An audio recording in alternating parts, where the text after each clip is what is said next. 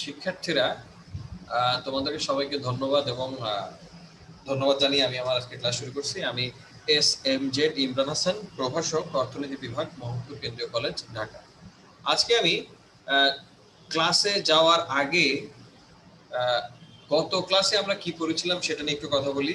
গত ক্লাসে তোমরা দেখতে পেয়েছিলে যে আমরা অপেক্ষকের বিভিন্ন ধরন নিয়ে কথা বলছিলাম। আমরা বলছিলাম যে দুই ধরনের অপেক্ষক আছে চলকের উপর ভিত্তি করে, একটা হচ্ছে এক চলক, একটা হচ্ছে দ্বিচলক বিশিষ্ট অপেক্ষক, একটা হচ্ছে তিন চলক বিশিষ্ট অপেক্ষক। যেখানে এক্স ওয়াই দুইটা চলক থাকে তখন সেটা হয় তোমার দ্বিচলক বিশিষ্ট অপেক্ষক, এবং যদি তিনটা চলক থাকে তখন আমরা সেটাকে বলছিলাম তিন চলক বিশিষ্ট অপেক্ষক। এরপরে আমরা ঘাতের উপর ভিত্তি করে তোমার অপেক্ষকের শ্রেণীবিভাগ করছিলাম। সেখানে তোমার ছিল হচ্ছে মনে করো একঘাত ভিত্তিক অপেক্ষক, দ্বিঘাত ভিত্তিক অপেক্ষক এবং তোমার হচ্ছে তিন ঘাত ভিত্তিক অপেক্ষক। এভাবে বিভিন্নভাবে আমরা শিখছিলাম। এরপর আমরা দুইটা জনপ্রিয় অপেক্ষক নিয়ে কথা বলছিলাম, একটা হচ্ছে চাহিদা অপেক্ষক, একটা হচ্ছে যোগান অপেক্ষক। এতটুকু আমাদের আগের ক্লাসের আলোচনা ছিল। আজকে আমরা যে বিষয়টা নিয়ে কথা বলবো সেটা হচ্ছে লেখচিত্র, বা এটাকে আমরা বলবো হচ্ছে লেখচিত্রই বলে, বুঝছো? এটাকে বলে লেখচিত্র, বা তোমাদেরকে বলতে পারো গ্রাফ। তোমরা যে গ্রাফ দেখো না, গ্রাফ আর কি, হ্যাঁ, বা এটাকে বলে তোমার গ্রাফই বলে। এখন আমি আমার আলোচনায় যাওয়ার আগে তোমাদেরকে একটা জিনিস দেখাই, তোমরা মনোযোগ দিয়ে আমার সঙ্গে সঙ্গে বিষয়গুলো করার চেষ্টা করো। একটা পৃষ্ঠা নাও, সবাই একটা পৃষ্ঠা নাও। একটা পৃষ্ঠা দেখা যাচ্ছে আমার পৃষ্ঠাটা? রেসপন্স করো কেউ একজন। দেখতে পাচ্ছ সাদা পৃষ্ঠা? এই রেসপন্স করো। ওকে ফাইন, জি স্যার, ঠিক আছে, তাহলেই হবে, দেখতে পারলেই হলো। ওকে, মনোযোগ দিয়ে দেখবে, হ্যাঁ। আমি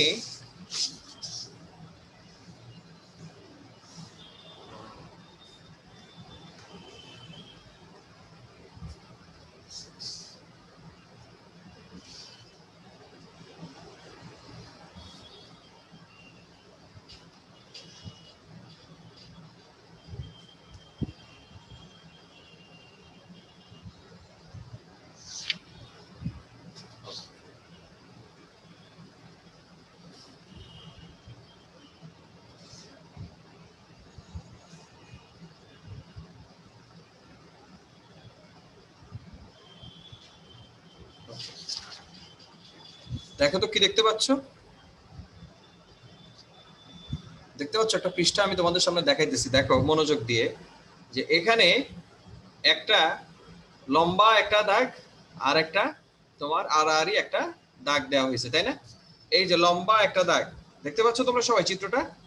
তোমাদের সবার বই খোলো, বইয়ে দেখতে পাবা। স্যার দেখতে পাচ্ছি। ভালো করে দেখা যায় না? এবার দেখতে পাচ্ছ? জি স্যার। দেখো, আচ্ছা এখানে মনোযোগ দিয়ে দেখো। প্রথমে আমার চিত্রটা তোমরা খাতা একবার আঁকো, হ্যাঁ। একে ডান পাশের এখানে কিন্তু চারটা অংশ আছে, 1 2 3 4, 1 2 3 4, ঠিক আছে? 1 2 3 4। এখন চিত্রটা মনোযোগ দিয়ে দেখো, একটু মনোযোগ দাও।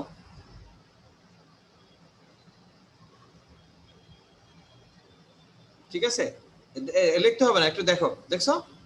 ওকে, এবার সবার সামনে তো বই আছে, তাই না? সবার সামনে বই আছে না? সবাই বইটা একটু সামনে রাখো, বইটা একটু লাগবে। এবার মনোযোগ দিয়ে দেখো। তোমাদের লেখচিত্র বা গ্রাফ হচ্ছে আর কিছুই না।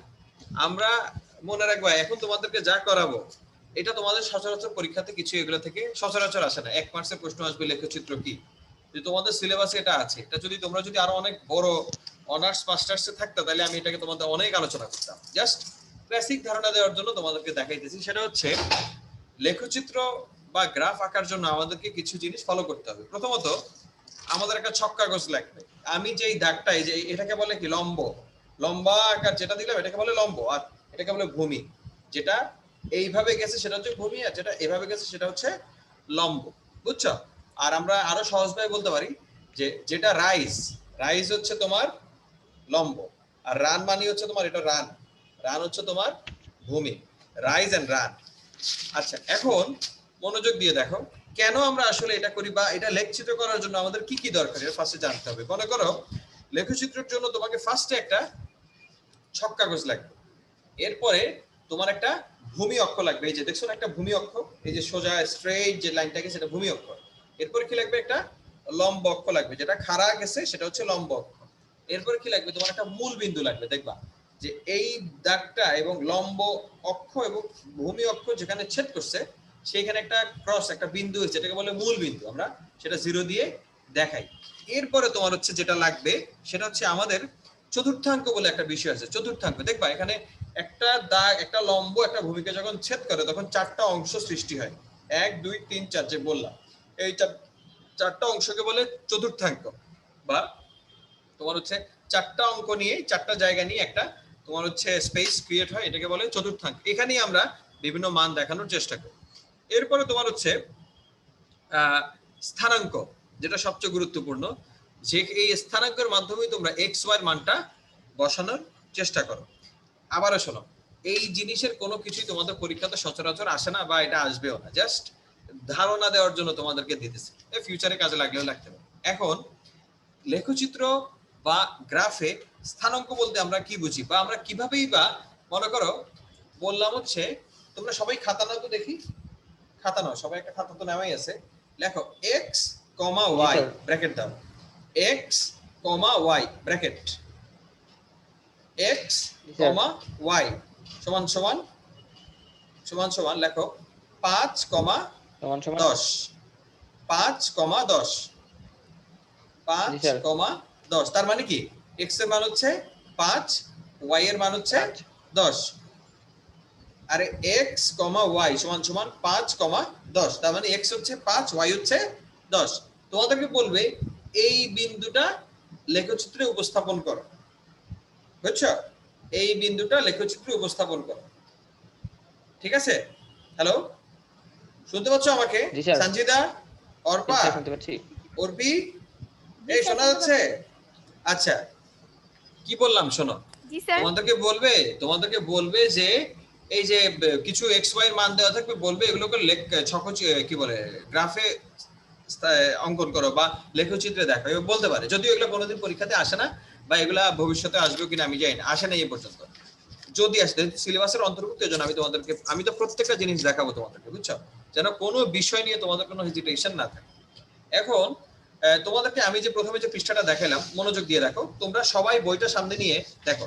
এখানে উপরে ডান কোণায়, উপরে ডান কোণায় সবকিছু পজিটিভ ভ্যালু বসে, উপরে ডান কোণায়।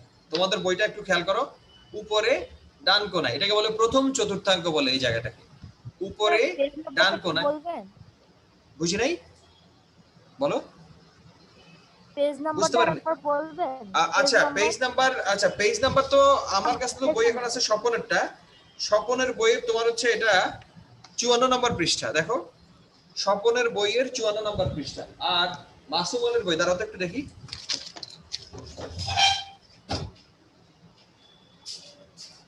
আমি তো কোন সমুদ্র বইয়ের পৃষ্ঠে পাইতেছি না। সেম ঘটনা ব্রো।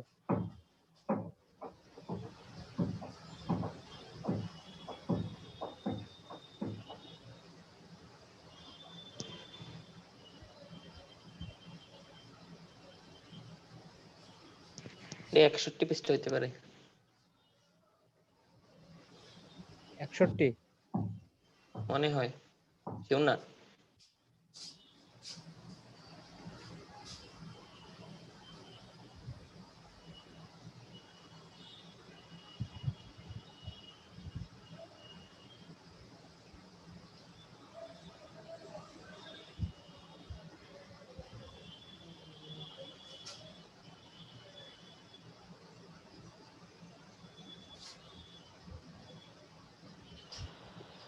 নতুন বই কিছু অন্য পৃষ্ঠা।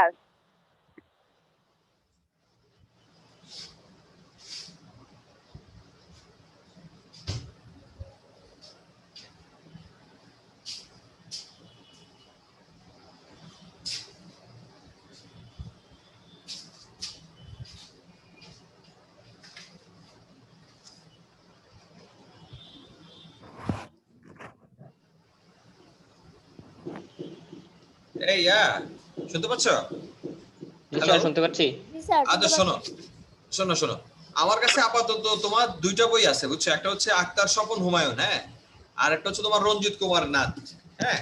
তো মাসুম আলীর বইটা আমার হাতে নাই, তবে আমি তোমাদেরকে বলে দিচ্ছি তোমরা দ্বিতীয় অধ্যায়ে যাও, মাসুম আলীর বইয়ের দ্বিতীয় অধ্যায়ে যাও। দ্বিতীয় অধ্যায়ে যাওয়ার পরে তোমরা অপেক্ষকের পরে অপেক্ষকের পরে পৃষ্ঠা উল্টাও, দেখো আসবে লেখচিত্র। অপেক্ষকের পরে আর আর আক্তার স্বপন হুমায়ুনের বইয়ের 54 নম্বর পৃষ্ঠা। স্যার অপেক্ষকের পরে তো হচ্ছে স্বাধীন ও নির্ভরশীল চলক তারপরে- ব্যবহার করে হ্যাঁ, চাহিদা তারপর অপেক্ষক উল্টাও গঠন। উল্টাও পৃষ্ঠা উল্টাও।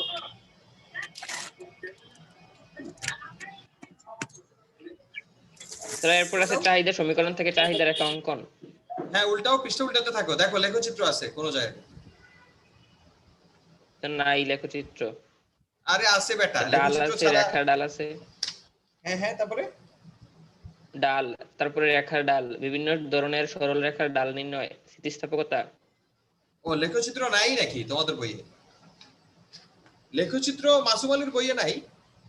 কি বলে? না স্যার। স্যার পাচ্ছি হ্যাঁ? তো। লেখচিত্র পাইতেছো না মাসুম আলীর বইয়ে? শিওর? আচ্ছা ঠিক আছে, এটা তো জি, স্যার। অসম্ভব বিষয়, এটা তো আমার কাছে বইটা থাকলে আমি তো দেখাতে পারতাম। তোমাদের কি নতুন বই সবাই? মাসুম আলীর বইটা কি নতুন? জি স্যার। জি মানে এই বছর স্যার। কিনছো? জি স্যার। জি স্যার। থাকবেই। আচ্ছা এক সেকেন্ড দাঁড়াও তো, আমি একটু সিলেবাসটা আরেকবার দেখি তো।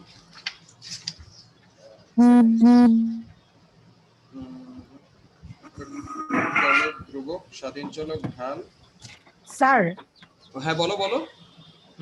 স্যার বলো। আমি না সিলেবাসটা পাইনি। সিলেবাস তো দেই নাই, পাবা কিভাবে? তোমাদের বইয়ের আচ্ছা। ভিতরেই সিলেবাস দেওয়া আছে, বইয়ের যে সূচিপত্র সেটাই সিলেবাস। আচ্ছা শোনো, তোমাদের Okay. আমাদের যে ওয়েবসাইট আছে, ওয়েবসাইটে তো পাঠ পরিকল্পনা দেওয়া আছে, তোমরা ওয়েবসাইট থেকে এটা নিতে পারবা। আচ্ছা শোনো, জি, স্যার। লেখচিত্র তোমাদের, আচ্ছা লেখচিত্র তাহলে পড়াবো না। লেখচিত্র দেখতেছি তোমার রঞ্জিতের বইও নাই, আক্তার স্বপন হুমায়ুনের বইয়ে দেওয়া আছে। তবে আমি তোমাদেরকে একটু বলি, খুব বেশি দরকার নেই। লেখচিত্র হচ্ছে তোমার, আমরা আমাদের এই বিভিন্ন যে চলকের যে মানগুলো আছে এগুলাকে যখন আমরা ছক্কা কষে দেখাই তখন এটাকে বলে গ্রাফ চার্ট। এক্স ওয়াই দুইটা মান থাকে, যেমন ওয়াই সমান সমান something plus something of x, এভাবে দেওয়া থাকে। তোমাদেরকে বলবে যে উপরোক্ত সমীকরণ থেকে কিভাবে এক্স ওয়াই মান তোমরা এই ছক্কা কষে দেখাবা। তোমরা যখন ডিমান্ড কার্ভ বা চাহিদা রেখা দেখাবা তখন এইভাবেই তোমাদেরকে দেখাইতে হবে। হ্যাঁ, যদিও ছক্কা কষে খুব একটা দরকার নাই, চাহিদা রেখা আমরা কাল্পনিক ভাবেই আঁকতে পারি, অসুবিধা নেই। তবে একটু বলি, গ্রাফ আঁকার জন্য তোমাদের 6টা জিনিস লাগবে। একটা হচ্ছে একটা গ্রাফ পেপার লাগবে, একটা ভূমি অক্ষ লাগে, একটা লম্ব অক্ষ লাগে, আর হচ্ছে তোমার একটা মূল বিন্দু দরকার হয় যেখানে লম্ব এবং ভূমি ছেদ করে, এই পয়েন্টটাকে বলে তোমার হচ্ছে মূল বিন্দু।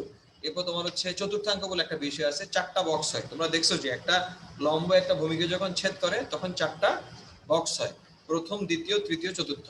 এই 4টা জায়গাতে আমরা বিভিন্ন স্থানাঙ্কের মান দেখাই। এরপরে তোমাদেরকে দরকার হবে যেটা, সেটা হচ্ছে স্থানাঙ্ক। স্থানাঙ্ক মানে হচ্ছে এক্স ওয়াই মান যদি পেয়ার করে দেখানো হয় সেটাকে বলে স্থানাঙ্ক। যেমন X Y equal to 5 10, X Y সমান সমান মনে করো তোমার হচ্ছে -10 20। এই মানগুলো আমরা কিভাবে লেখচিত্রে দেখাবো সেটাই হচ্ছে তোমাদেরকে আমি দেখাইতে চাইছিলাম, এবং তোমাদেরকে আমি দেখাইলে তোমার পরের অংশটা যাইতে তোমাদের সুবিধা হবে, বুঝছো? যদিও তোমাদের আমি দেখলাম যে রঞ্জিতের বইও দেখতেছি যে আলাদাভাবে তোমার হচ্ছে ইয়া দেওয়া নেই, আলাদাভাবে যে তোমার ওই যে আমি যেটা দেখাচ্ছি লেখচিত্র আলাদাভাবে এখানে নাই, ঢাল আছে হ্যাঁ, কিন্তু ইয়া আলাদাভাবে দেওয়া নাই। সমস্যা নাই, এটা শিখলে তোমাদের কোনো লস নাই, শিখলে লাভই আছে, সমস্যা নাই, বুঝছো? এই শুনতে পাচ্ছ তোমরা? এই শোনা যাচ্ছে? জি স্যার। জি জি স্যার। ওকে আচ্ছা ওকে, এবার মনোযোগ দিয়ে আমার কথা শোনো। আমার আজকে বোর্ড আসবে, বুঝছো? বোর্ডটা থাকলে তোমাদের জন্য খুব সুবিধা হইতো, তারপরেও বোর্ড না থাকলেও সমস্যা নাই, তোমরা একটু মনোযোগ দিয়ে আমার কথা শুনবা, তাইলেই হবে। রেসপন্স করবা, বুঝছো? তোমরা একটু সবাই আনমিউট হও, মিউট হয়েও না, তাহলে বুঝাইতে সুবিধা হবে। সবাই আনমিউট হও, সাউন্ড করবা না, আমি বলার পরে সাউন্ড করবা। সবাই আনমিউট হও, সবাই আনমিউট হও, সবাই। সজীব, ইসলাম, সবাই আনমিউট হও। বর্ণা, তামান্না, রাহাত, সাদিয়া কোনো সাউন্ড করবে না, একদম চুপ। আচ্ছা, যেটা বলছিলাম যে 6টা জিনিস দিয়ে আমাদের একটা তোমার হচ্ছে কি বলে এক্স ওয়াই মান আমরা বসাতে পারি। দেখো মনে করো এক্স ওয়াই, আমি বললাম কি এক্স কমা ওয়াই সমান সমান 5 কমা 10, তোমরা এটা লিখছো, এক্স কমা ওয়াই সমান 5 কমা 10। এখন এই মানটা আমরা কিভাবে এই যে গ্রাফে দেখাবো সেটা হচ্ছে ইম্পর্টেন্ট বিষয়, বুঝছো? এই মানটা কিভাবে আমরা গ্রাফে দেখাবো, দেখো মনে রাখবা, বা তোমরা খাতায় এটা লিখেও নিতে পারো। কোন গ্রাফের কোন এসে লাইন দুইটা লেখো, কষ্ট করে লেখো তো দেখি, এটা ইম্পর্টেন্ট, এটা লেখা উচিত। চারটা লাইন লিখবা, শুধু লেখো, তোমাদের এটা জানা জরুরি আমার মনে হয়। এটা বইয়ে নাই কেন আমি জানি না, এটা থাকা উচিত ছিল। লেখো,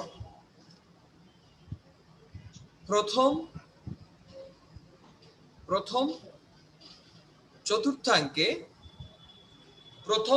আচ্ছা চতুর্থাঙ্ক বিষয়টাকে আরেকবার শোনো। তোমরা যখন লম্ব এবং ভূমি দিয়ে ওই ছেদ করাইছো তখন চারটা অংশ তৈরি হয়েছে। এই অংশ, এই চারটা যে অংশ এটাকে বলে চতুর্থাঙ্ক। এটার প্রথম যে অঙ্ক যেটা ডান পাশে থাকে, একদম ডান কোণায়, মনোযোগ দিয়ে শোনো, ডান পাশে উপরে ডান কোণায়, এই অংশে সবসময় পজিটিভ বা প্লাস ভ্যালু বসে। এটা লিখে রাখো যে চতুর্থাঙ্কের উপরে ডান পাশে সব সময় এক্স ওয়াই এর মান পজিটিভ হয়। লেখো, চতুর্থাঙ্কের উপরে ডান পাশের ডান কোণায়, চতুর্থাঙ্কের উপরে ডান পাশে ডান কোণায় সব ভ্যালু বা এক্স ওয়াই এর ভ্যালু বা এক্স ওয়াই এর মান পজিটিভ হয়। চতুর্থাঙ্কের উপরে ডান পাশে ডান কোণায় এক্স ওয়াই এর মান সবসময় পজিটিভ হয়। চতুর্থাঙ্কের উপরে ডান পাশে ডান কোণায় এক্স ওয়াই এর মান সবসময় পজিটিভ হয়। লিখছো? জি স্যার। এবার লেখো, চতুর্থাঙ্কের নিচে বাম পাশের বাম কোণায়, চতুর্থাঙ্কের নিচে বাম পাশের বাম কোণায় এক্স ওয়াই এর মান সবসময় নেগেটিভ হয়। চতুর্থাঙ্কের নিচে বাম পাশে বাম কোণায় এক্স ওয়াই এর মান সবসময় নেগেটিভ হয়। চতুর্থাঙ্কের নিচে বাম পাশের বাম কোণায় এক্স ওয়াই এর মান সবসময় নেগেটিভ হয়। চতুর্থাঙ্কের নিচে বাম পাশের বাম কোণায় এক্স ওয়াই এর মান সবসময় নেগেটিভ হয়। লিখছো? জি স্যার। চতুর্থাঙ্কের নিচে বাম পাশে বাম কোণায় এক্স ওয়াই এর মান সবসময় নেগেটিভ হয়। লিখছো? আচ্ছা, আমি আবারও বলতেছি, এইগুলা জীবনেও পরীক্ষাতে আসবে না। এই যা দেখাইতেছি এগুলো পরীক্ষাতে আসার কোনো সম্ভাবনা নাই, কখনোই আসে না। জাস্ট একটু ধারণা নিয়ে রাখো। আরেকটা জিনিস, আরেকটা লাইন লেখো, চতুর্থাঙ্কের উপরে বাম পাশের বাম কোণায়, চতুর্থাঙ্কের উপরে বাম পাশে বাম কোণায়, চতুর্থাঙ্কের উপরে বাম পাশে বাম কোণায় এক্স এর মান নেগেটিভ হয়, ওয়াই এর মান পজিটিভ হয়। চতুর্থাঙ্কের উপরে বাম পাশে বাম কোণায়, চতুর্থাঙ্কের উপরে বাম পাশে বাম কোণায় এক্স এর মান নেগেটিভ হয়, ওয়াই এর মান পজিটিভ হয়।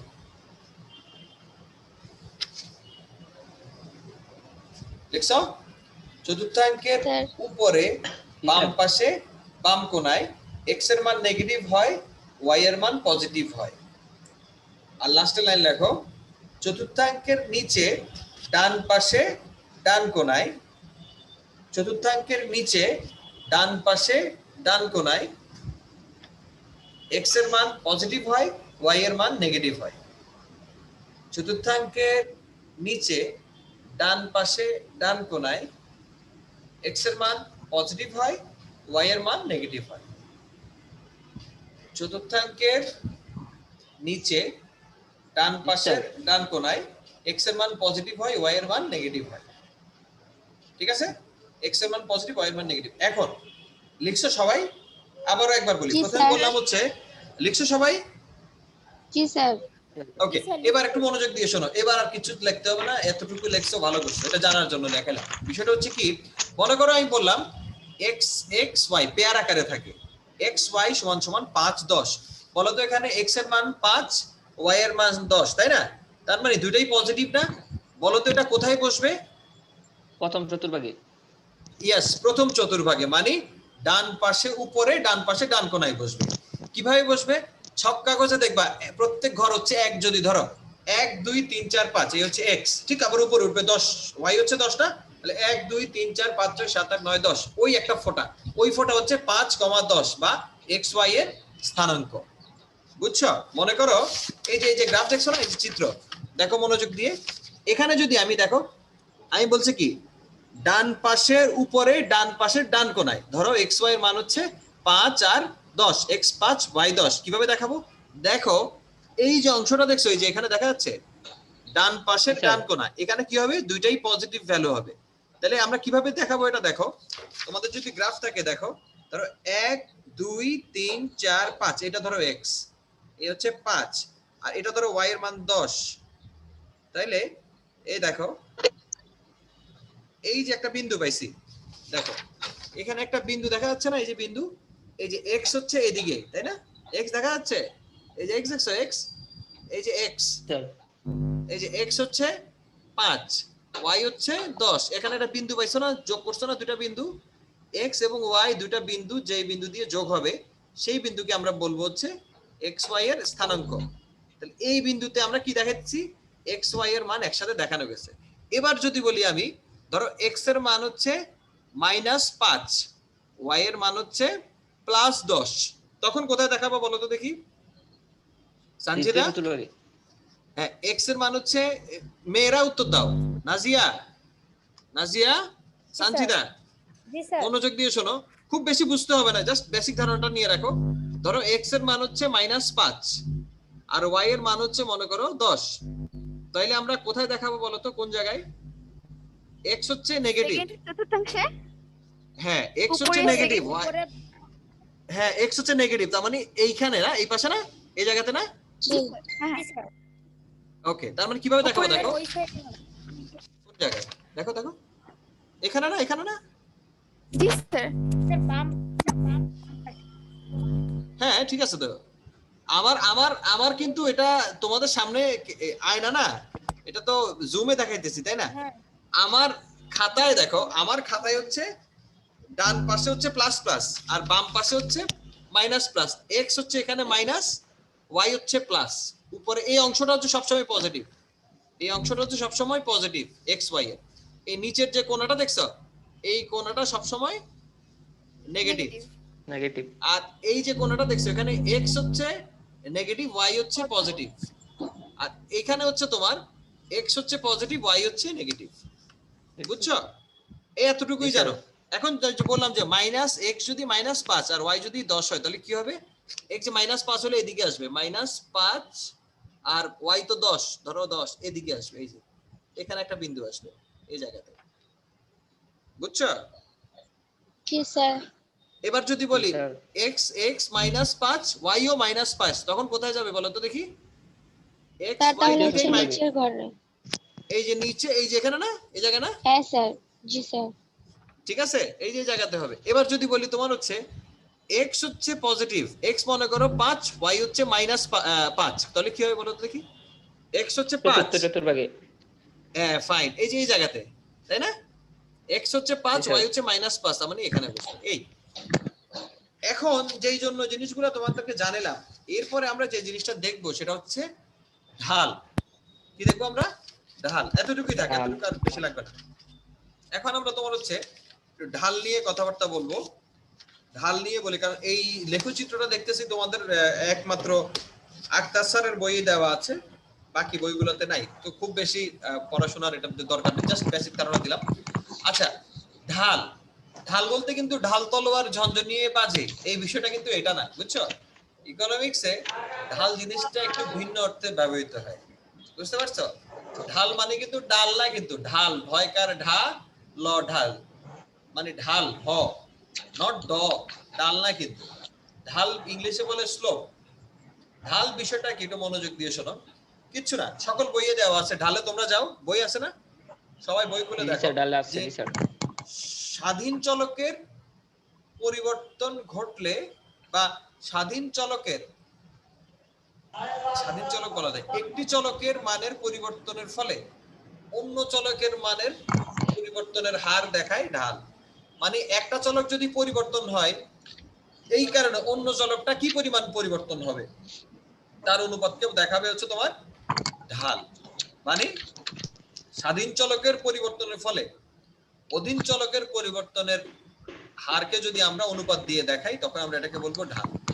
তোমাদের বইয়ে দেওয়া আছে, দেখো সকল বইয়ে আছে, মানে কোনো অপেক্ষকের স্বাধীন চলকের পরিবর্তনের ফলে অধীন চলকের যে পরিবর্তন হয় তার অনুপাতকে বলে ঢাল। তোমরা ইতিমধ্যে জানো, আমি আর বারবার ব্যাখ্যা করবো না। স্বাধীন চলক কি বলতো? সঞ্জিতা আজকে প্রথম আসছো। অর্পি এই অর্পি, স্বাধীন চলক কি বলতো? স্বাধীন চলক, এই স্বাধীন চলক কি কেউ একজন বলো? এই স্বাধীন চলক কি বলো না? নাজিয়া, তামান্না, মেয়েরা রেসপন্স করো। সাদিয়া, নিজে নিজের মান গ্রহণ করতে পারে। স্বাধীন চলক নিজেই নিজের মান গ্রহণ করতে পারে, হ্যাঁ ঠিক আছে ফাইন। যেমন উদাহরণ দাও একটা স্বাধীন চলক, বলো। মানে স্বাধীন চলক অধীন চলক উদাহরণ দাও, মনে করো উদাহরণ দাও দেখি। আমি তো অনেক উদাহরণ দিচ্ছি, বলো। একটুও তো বাসায় পড়ো না তোমরা, মোটেও পড়ো না। স্বাধীন চলক অধীন চলক কি বলো একজন?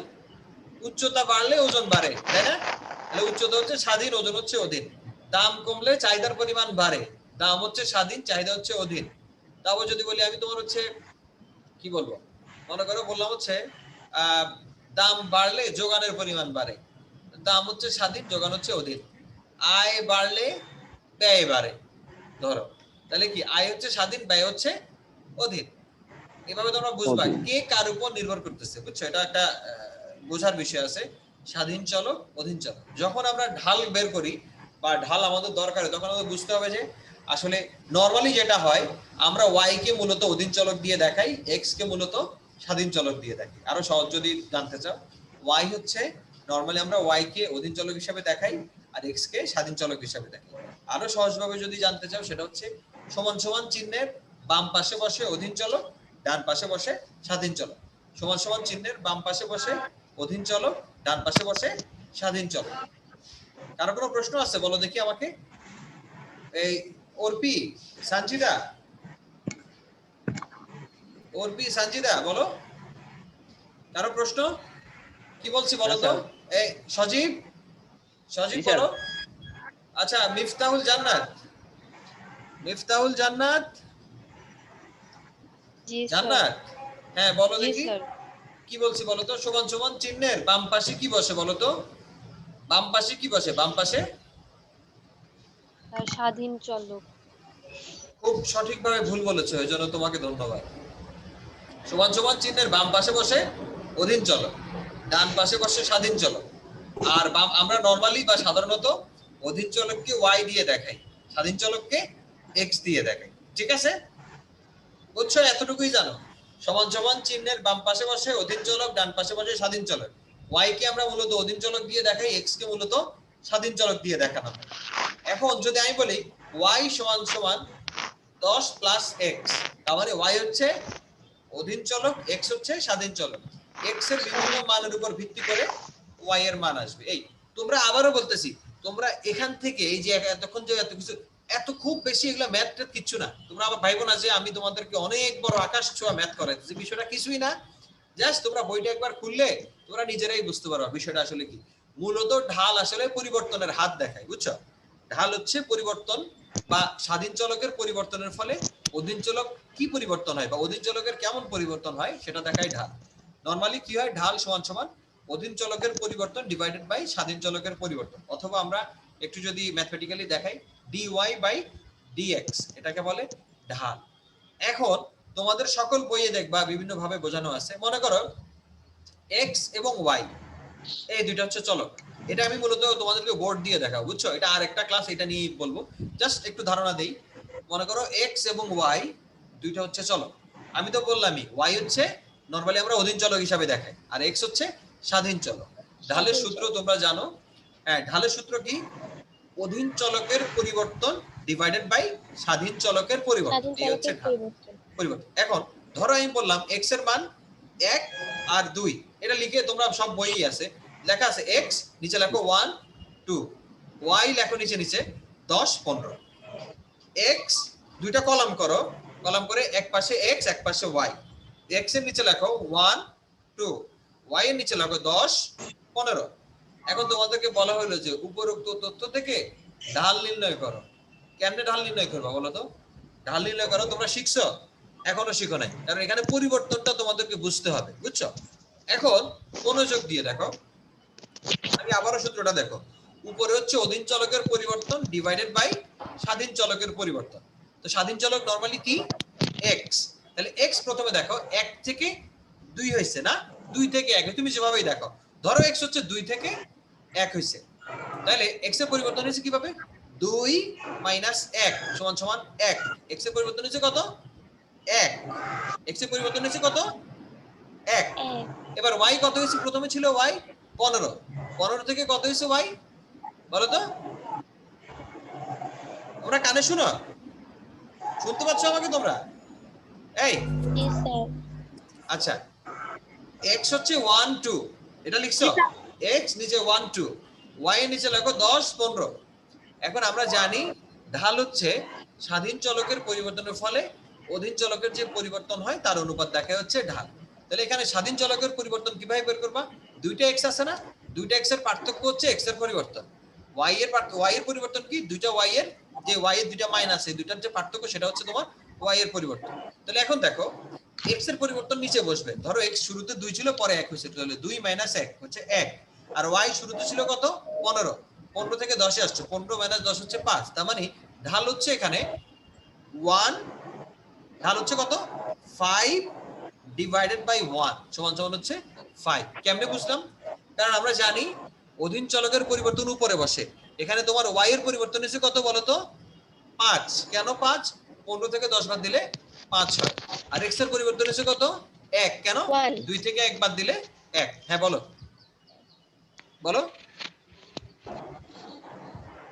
নাজিয়া, বলছো কেউ কিছু? বলো। হ্যালো, এই সজীব বুঝছো? সজীব, পিয়াস, তামান্না, সঞ্জয়, এটা আবার আমি বোঝাবো বুঝছি, আজকে। কিন্তু একটু বোর্ডে লেখা দিলে স্যার একটু ভালো হতো। হ্যাঁ না না আরো না, আমি নিজেও জানি বোর্ড, আজকে বোর্ড আসবে, তোমাদের টেনশন করো না, নেক্সট ক্লাসে তোমরা বোর্ড দেখতে পাবো, কথা দিলাম, অসুবিধা নেই। আজকে জাস্ট বেসিক ধারণা নাও, পরের ক্লাসে আমি লেখচিত্র এবং ঢালটা আবার তোমাদের সামনে ক্লিয়ার করবো ইনশাআল্লাহ। বুঝছো? জি স্যার। শুনতে পাচ্ছ আমার কথা? আচ্ছা, এখন যেটা ইম্পর্টেন্ট সেটা হচ্ছে আজকে আর পড়াবো না, আজকে পড়া শেষ মোটামুটি। এখন আমাকে একটা প্রশ্ন করো, তোমরা এত কম মানুষ কেন উপস্থিত থাকো ক্লাসে, একটু বলো তো আমাকে। তোমাদের উপস্থিতির হার দিনকে দিন অত্যন্ত অত্যন্ত কমে যাচ্ছে। আমি আশা করব তোমরা তোমাদের উপস্থিতির পরিমাণ বাড়াবা, এবং হচ্ছে আমি তোমাদের আরো বেশি মানুষ দেখতে চাই ক্লাসে। তোমরা এত কম। স্যার অনলাইন ক্লাস মনে হয় ভালো লাগে না কারো। অনলাইন ক্লাস কারো ভালো লাগে না, এখন তো আমাদের কিছু করার নেই, আমাদেরও খুব বেশি ভালো লাগে বিষয়টা, কিন্তু তা না, কিন্তু আমরা তো বাধ্য। স্যার ক্লাসটা তোমরা একটু যদি পিছায় দেওয়া উচিত স্যার, ঘুম থেকে উঠতে পারে না অনেকে। কেন 10টার এত দিকে ক্লাস। তুমি এত দেরিতে ঘুমাও কেন? তোমরা কলেজে যখন আসতা, আমাদের কলেজে ক্লাস কয়টায় জানো? আমাদের কলেজে ক্লাস শুরু হয় 8টা থেকে, সেই জায়গায় তোমাদের ক্লাস এখন 9টা থেকে করা হয়েছে। এটাও যদি তোমাদের জন্য দেরি হয়, পিয়াস হাজারি কি ঘুম থেকে উঠছো না? পিয়াস খুব ভালো, good, very good. Sir sir আমাদের ক্লাস মানে আমাদের কলেজে কেন ডে থেকে দেওয়া, ডে মর্নিং এরকমটা কেন? এই মর্নিং বলতে তোমাদের শোনো, আমাদের কলেজে মর্নিং হইলে সকালে, মর্নিং হচ্ছে একদম ভোরে, বুঝছো? আর ডে হচ্ছে তোমার, ডে হলে যে সকল কলেজে লেখা আছে ডে, বুঝবা সেখানে মর্নিং এবং ডে দুইটা আলাদা আলাদা সেকশন আছে, মানে মর্নিংও আছে ডেও আছে। আমাদেরটাই দেখবা শুধু ডে লেখা আছে, যেটা শুধু ডে থাকবে ভাববা সেটা তো সকালবেলাই ক্লাস হয়, বুঝছো? যেখানে ভোরে ক্লাস হয় সেখানে মর্নিং সেকশন থাকবে, এই আর কি। আমাদের ক্লাস একটাই সময়, ইন্টারের ক্লাস 8টার দিকে শুরু হয়, 1টার দিকে শেষ হয়, বুঝছো? আর হচ্ছে তোমরা অবশ্যই তোমাদের উপস্থিতির পরিমাণ বাড়াও, তা না হলে মানে এটা বিষয়টা সুন্দর দেখাবে না, এই আর কি। আর নেটের কারণে তো ক্লাস করতে মন চায় না। কিসের কারণে? কি কি বুঝি নাই, বলো। নেটের কারণে ক্লাস করতে মন চায় না। নেটের কারণে Wi-Fi ক্লাস লাগে করতে না? মন চায় না? হ্যাঁ, সেটা আমি তো ওয়াইফাই জানি, এটা অনেক কিছু সমস্যা করে স্যার। শোনো নেট লিমিটেশন থেকে অবশ্যই আমার আছে। মনে হয় ওয়াইফাই বেশি প্রবলেম করে। জি স্যার, হ্যাঁ, ওয়াইফাই আরো বেশি Wi-Fi প্রবলেম করে। বুঝছি। তো আজকে আর কথা বলবো না, তোমরা ভালো থাকো, সুস্থ থাকো। স্যার আর একদিন বাংলাদেশের বিরুদ্ধে স্যার আমি সাইবার যুদ্ধ ঘোষণা করলাম। ঠিক আছে তাহলে, হ্যাঁ স্যার ভালো নেট থাকো। এত খারাপ কেন? না না, নেট ভালো হয়ে যাবে আসসালামু ইনশাআল্লাহ। আলাইকুম। ওয়া আসসালাম, আল্লাহ হাফেজ, ভালো থাকো, সুস্থ